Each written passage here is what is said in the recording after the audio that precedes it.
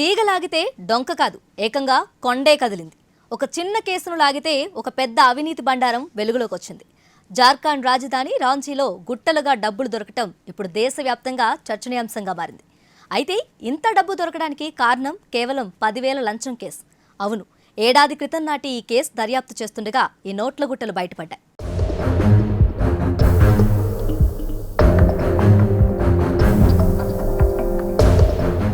లోక్సభ ఎన్నికల వేళ జార్ఖండ్ రాజధాని రాంచీలో గుట్టలుగా డబ్బులు బయటపడటం చర్చనీయాంశంగా మారింది. లోక్సభ ఎన్నికలు జరుగుతున్న సమయంలో పెద్ద ఎత్తున డబ్బు దొరకటం కలకలం రేపుతుంది. ఆ రాష్ట్ర మంత్రి, ప్రైవేట్ సెక్రటరీ పనిమనిషి ఇంట్లో ఈడీ అధికారులు 32 కోట్లను స్వాధీనం చేసుకున్నారు. దేశవ్యాప్తంగా సంచలనం సృష్టించిన ఈ అవినీతి బండారం బయటకొచ్చింది కేవలం 10,000 లంచం కేసుతోనే. గతేడాది ఫిబ్రవరిలో జార్ఖండ్ గ్రామీణాభివృద్ధి శాఖ చీఫ్ ఇంజనీర్ వీరేంద్ర కుమార్ రామ్ను 10,000 లంచం తీసుకుంటుండగా ఈడీ అరెస్ట్ చేసింది. ఈ అరెస్టు సమయంలో అతడి వెనుక ఓ అవినీతి కొండే ఉందని అధికారులు ఊహించలేదు. కానీ అతన్ని విచారించగా ఈ హవాలా నెట్వర్క్ బయటపడినట్లు తెలుస్తుంది. కాంట్రాక్టర్లకు టెండర్ల ఆశ చూపి వారి నుంచి భారీ మొత్తంలో డబ్బులు వసూలు చేసినట్లు వీరేంద్ర ఈడీ విచారణలో అంగీకరించాడు. ఇందులో తనతో పాటు చాలా మంది ఉన్నతాధికారులు కూడా భాగస్వాములైనట్లు తెలిపాడు. మొత్తం టెండర్ల విలువలో 3.2% కమిషన్ తీసుకోగా అందులో తన వాటా 0.3% అని వీరేంద్ర ఒప్పుకున్నాడు. అతడి స్టేట్మెంట్తోనే ఈడీ విస్తృత దర్యాప్తు చేపట్టింది.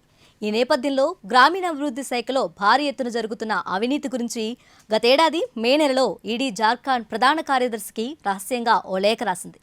కాంట్రాక్టర్ల నుంచి లంచాలు తీసుకోవడానికి సంబంధించి బహిర్గతమైన అంశాలపై స్వతంత్ర దర్యాప్తు చేయాలని ఈడీ కోరింది. అయితే దీనికి ప్రభుత్వం నుంచి ఎలాంటి స్పందన రాకపోవడంతో ఈడీ తన దర్యాప్తును కొనసాగించింది. ఈ క్రమంలోనే గ్రామీణాభివృద్ధి శాఖ మంత్రి ఆలంగీర్ ఆలంపై ఈడీ స్పెషల్ ఫోకస్ పెట్టింది.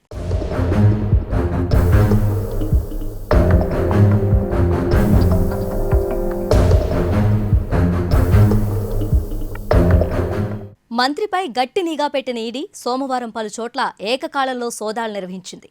మంత్రి ఆలం, ప్రైవేట్ సెక్రటరీ సంజీవ్ లాల్, పనిమనిషి జహంగీర్ నివాసంలోనూ తనిఖీలు నిర్వహించగా నోట్ల గుట్టలు బయటపడ్డాయి.